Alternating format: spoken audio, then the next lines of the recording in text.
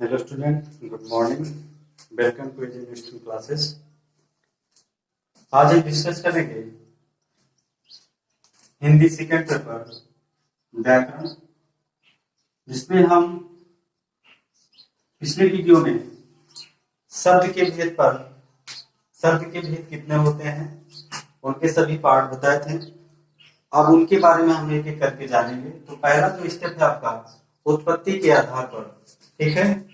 शब्द के भेद के 5 होते हैं, हमने आपको बताया था। उत्पत्ति के आधार पर, रचना के आधार पर, ठीक है, अर्थ के आधार पर, प्रयोग के आधार पर और विकार के आधार पर, और उनके भागों के बारे में भी बताया था, ठीक है। बट आज जो है हम शब्द भेद के एक एक जो शब्द के भेद हैं, 5 भेद हैं, उनको एक एक करके समझेंगे। तो पहला जो इसमें स्टेप है आपका उत्पत्ति के आधार पर। उत्पत्ति के आधार पर जो है हमारे जो शब्द होते हैं वो 2 होते हैं।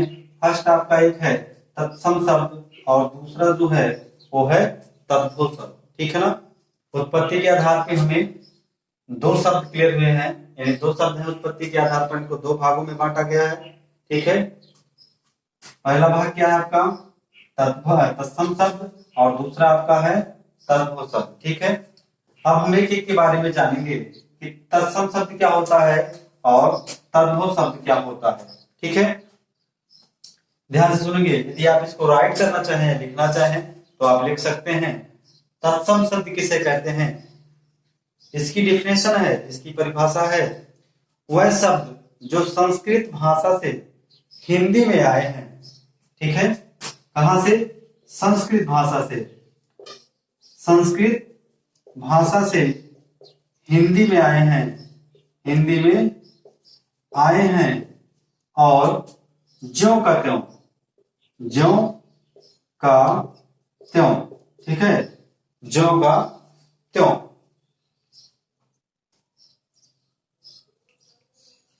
या कह सकते हैं आप सीधे लिखना, ठीक है। तत्सम शब्द किसे कहेंगे? तत्सम शब्द जो है संस्कृत भाषा से हिंदी में आए हैं और ज्यों का त्यों लिख देने पर वो हमारे क्या हो जाते हैं? तत्सम शब्द हो जाते हैं।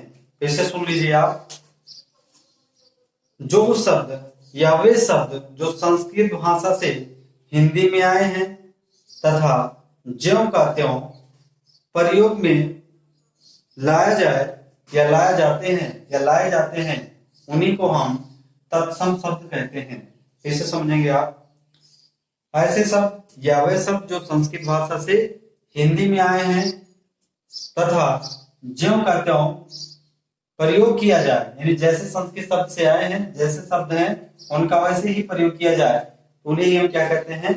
तत्सम शब्द कहते हैं, ठीक है। तत्सम शब्द जो है ये आपका तत् धन सम, इन दोनों के मेल से बना हुआ आपका क्या? तत्सम, ठीक है।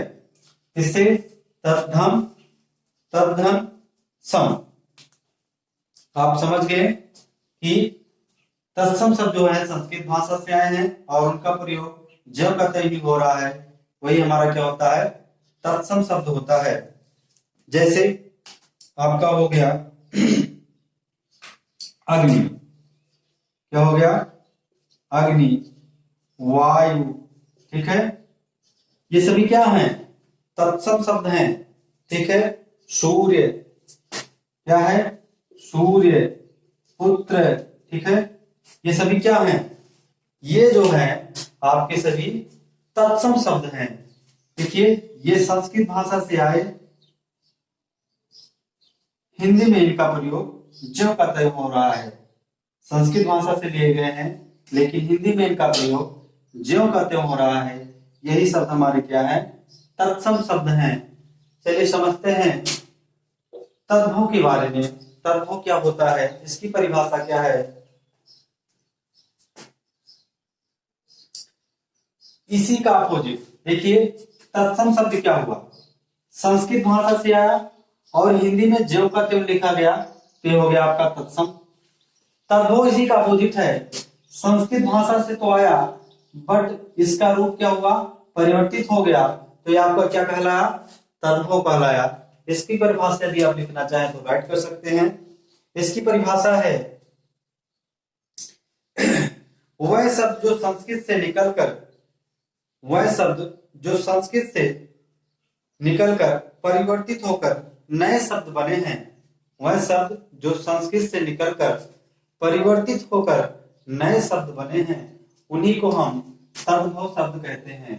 उन्हीं को हम तद्भव शब्द कहते हैं। इसे एक बात सुनेंगे, वे शब्द जो संस्कृत से निकलकर परिवर्तित होकर नए शब्द बने हैं उन्हीं को हम तद्भव शब्द कहते हैं। ठीक है, जैसे आपका हो गया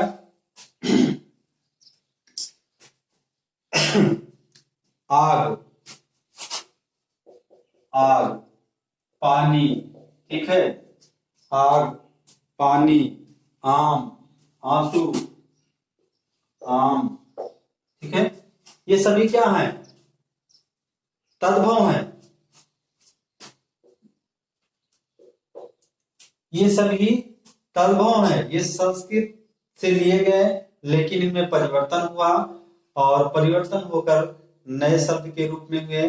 और ये जो नए परिवर्तन होकर जो नए शब्द बने हैं इन्हीं को हम क्या कहते हैं? तद्भव कहते हैं। ये अपने माइंड में रखिए।